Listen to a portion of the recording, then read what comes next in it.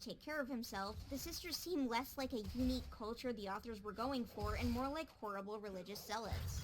You can't have this sort of thing both ways. These characters aren't truly animals, they were never written to be, so kicking out Tree doesn't read like cats being cats, it reads like people kicking out their 15-year-old son.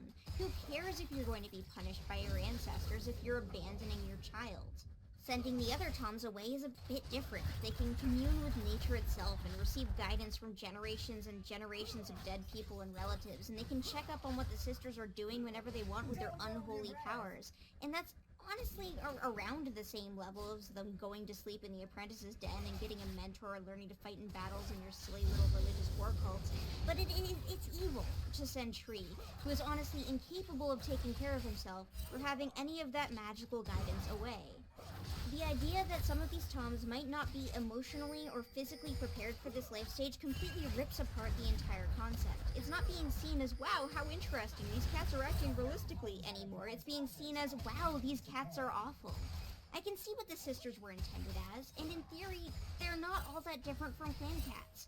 A religious cult who lives in the woods and allow age-old rules about life dictate how they treat their members and allow them to live. Kicking out the male cats would be even a little bit excusable if the males they kicked out weren't already determined, for every context that Warrior Cats provides, to be actual children.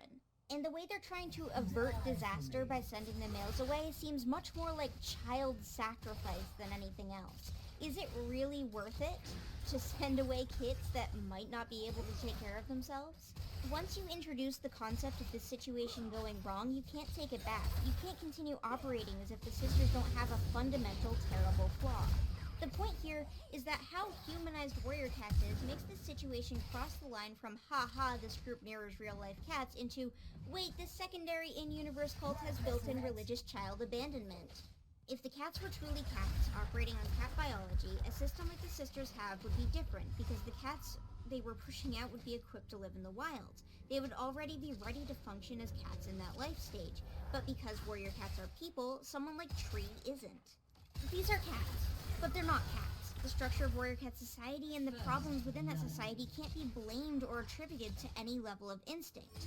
Not even in-universe fake biology, because the other groups of cats we meet all have completely different social structures. Likewise, if your argument starts with they're just cats, or but they're cats, it doesn't make sense, this almost never applies when talking about possible plot developments in warrior cats.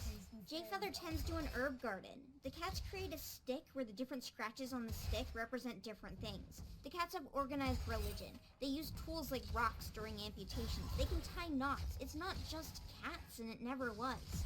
They're just rabbits would apply if we were talking about the rabbits in Watership Down, but much like warrior cats, they're just mice would never apply in Redwall, a series that, while more anthropomorphized than warrior cats, is something warrior cats deliberately was designed to leech off of the popularity of. We just can't sit down and say, but they're just animals, because nothing about them is just animals. They don't have animal brains or animal social structures. So when the books try to introduce an animalistic concept like the sisters, it just falls flat on its face. It doesn't look like animals being animals, it looks like a really messed up group of cats that have even worse practices than the warrior cats do somehow. I'm done. You don't need to yell at me, I'm done. And that's about everything I had to say on the matter. Goodbye.